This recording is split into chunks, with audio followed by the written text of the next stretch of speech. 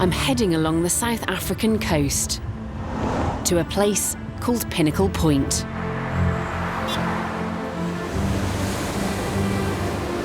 Today, it's a playground for the rich.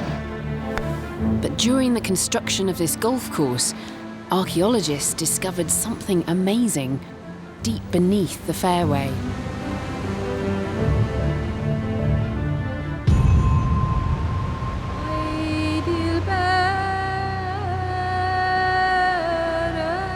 This could be the oldest known dwelling of our species anywhere in the world.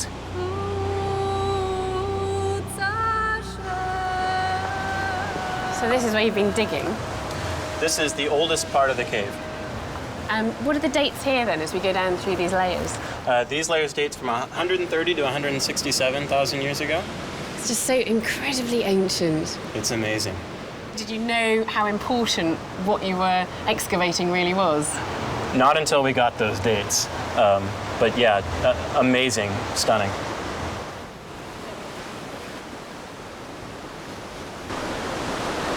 The evidence in this cave reveals that those ancient families were behaving in ways quite unlike previous species of human. Well, Kyle, that's not from this cave, is it? Because I recognise this. This is a hand axe, isn't it? That's correct. Now, that's more typical of what you would find from about 1.5 million years ago to about 300,000 years ago. So what sort of thing were you finding in the cave then? Okay, well, tools like these, blades and points, are much more typical of what we find in this cave. Made on quartzite, locally available on the beach down here. And in our oldest levels here, alongside these types of tools, we also have these very small bladelet tools. These are tiny. What could such minute blades have been used for? Obviously, these weren't used just in your hand like this, so how would they have been used? It's more likely that those were set in some kind of a handle to make a compound tool, maybe something more like this. This is a series of small blades set into a handle for use as a knife. Yes, I think that would work. So you think that's how these stone tools were used then, as a knife? That's one possibility, and it's also possible they would have been used for hunting weapons. Kyle and his team have discovered you can make some lethal weapons with these bladelets. This one looks particularly vicious, I think. This is one interpretation of how those small back blades might have been mounted. The advantage to this would be that there's these barbs that would prevent the tip from pulling out immediately and would inflict a greater injury. Gianluca, where are we? This is the Bourbon Tunnel. Yeah. So this is the escape tunnel Yeah. for the king to go from the palace in the Piazza del Plebiscito Yeah. to the barracks. To the military barracks. Wow. The king was very worried, Ferdinand II, so he decided to dig a tunnel. But this is a huge tunnel. Yeah, You don't... because he was a king. It's so big because the Bourbon tunnelers joined together all the tuffo quarries under here that had helped to build Naples. And its uses didn't end there. After World War II, it was even a dump for abandoned vehicles.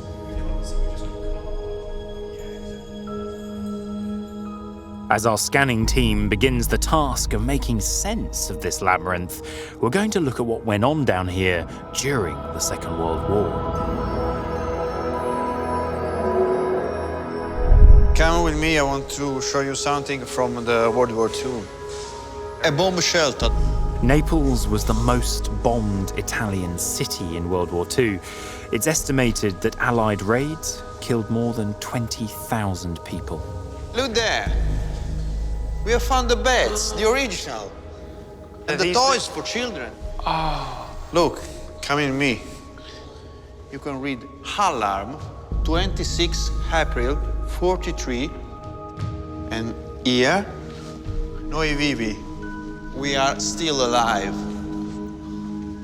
Because it was better to stay than stay outside under the bombing.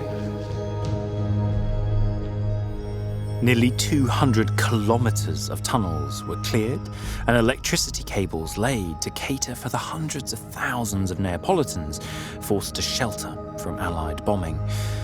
But life went on. When we dig here, we found this green color, as you can see. Are you sure you want to be doing that? Try, please. Don't be afraid. Is that hair lotion? Yeah, a very old. That's like when you go to the old barber shop. Exactly. How? 70 years old. 70 years. It works. And it hasn't changed. I mean, Yeah. That's incredible. Do you use it yourself occasionally when you're down here? No, I prefer not. Okay. But that is extraordinary. Yes, very nice.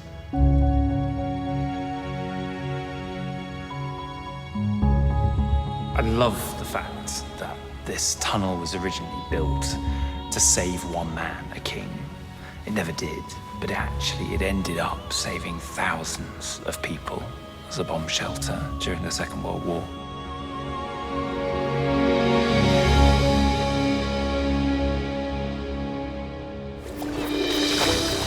This is going to be special. I've never seen the treasures I've been promised down here before.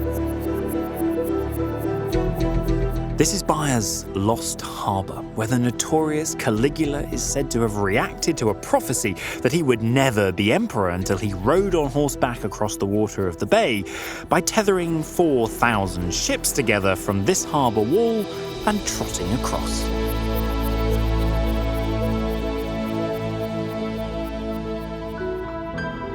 That was my first sighting of the Portus Julius. What's magic is that you can follow the grand monumentality of the lines, the solid masonry that's still there, straight out to sea and then across the bay. You can imagine that those walls doing a pretty good job of protecting the fleet. Now I want to experience the posh villas, and as these watery gems have sunk even deeper beneath the waves, I'll need to scuba dive for this. This is absolutely incredible. I could do with a little champagne, I think, at this moment in time. So we're in one of the rooms of one of those posh fancy villa owners, and I am currently in the process of uncovering this gentleman's mosaic floor. If only this mosaic could talk.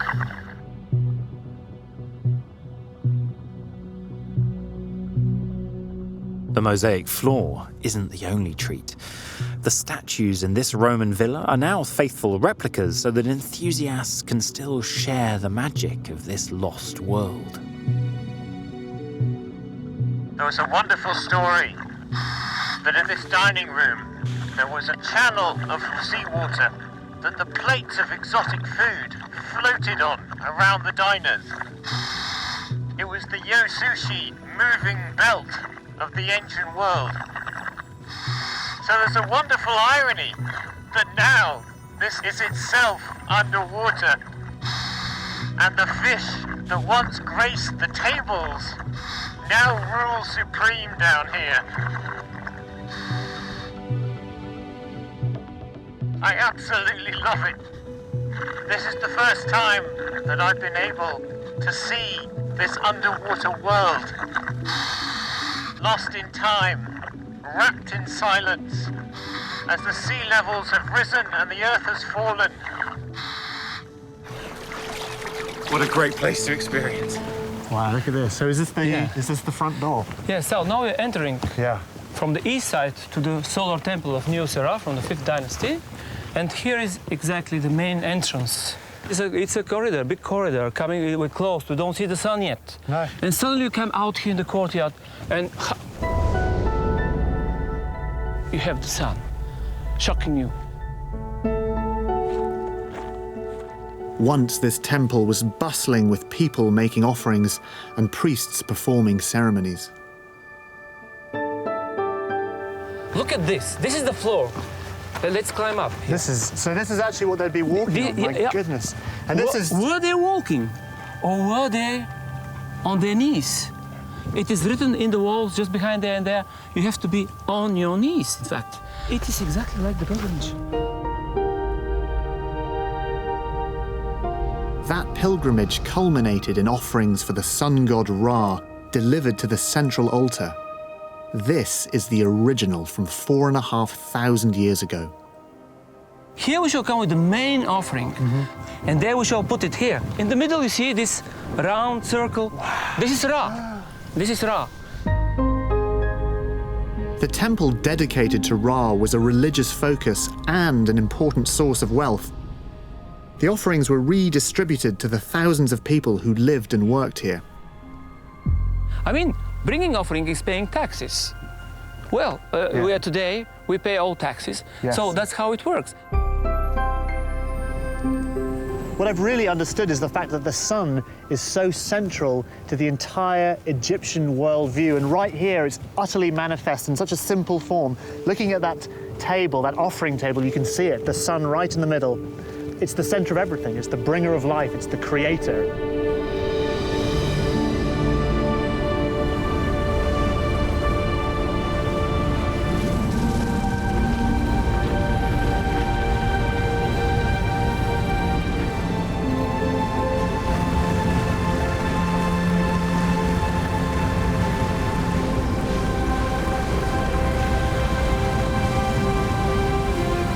Rising above the altar was the dominant structure of the temple. The obelisk, focusing attention on the sun's rays.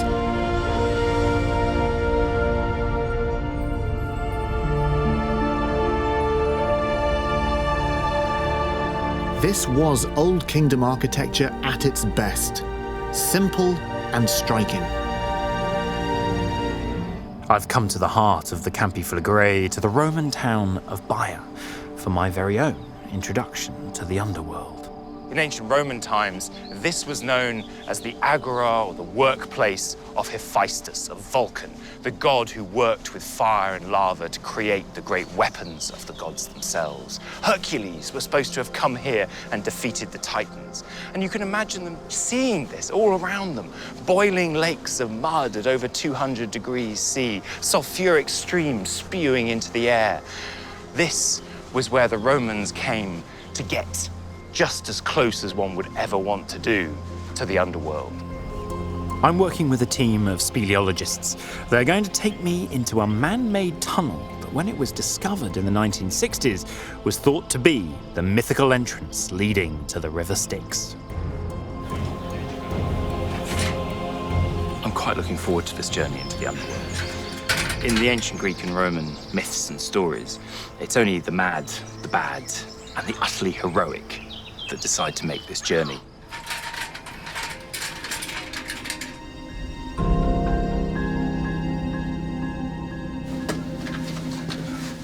It's the fact that this is not only going into the earth, into the hillside, but it's going down at the same time, isn't it? You really do feel like you're traveling down into the center of the earth.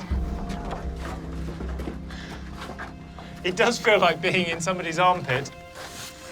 I'm now having to go, definitely with much bended knee, completely bended back. This really does feel like it could go on forever. And the temperature is definitely rising.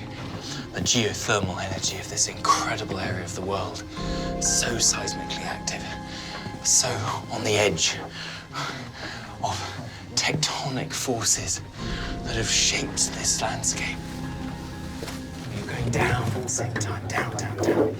But who knows who's waiting for us at the end? You really want to let a sleeping giant lie. You don't want to be the one who wakes it up. Well, here we are, finally arriving at the River Styx. Got a chance to put my hand in the waters. I hope it isn't the fabled river forgetfulness of the underworld. Tepid here, and you can see that the water stretches far back. They dived this when they first discovered it in the 60s and found the hot thermal springs that turned this water into a very warm, well, 60 degrees back then, but nowadays it's more in the high 20s. You can understand coming here why people would have thought in ancient times that this might be one of the routes into the underworld. But in reality, I think there's a much more simple but also satisfying explanation.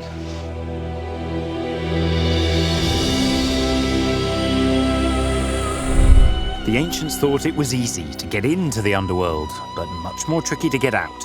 So I'm relieved to make it back to the surface.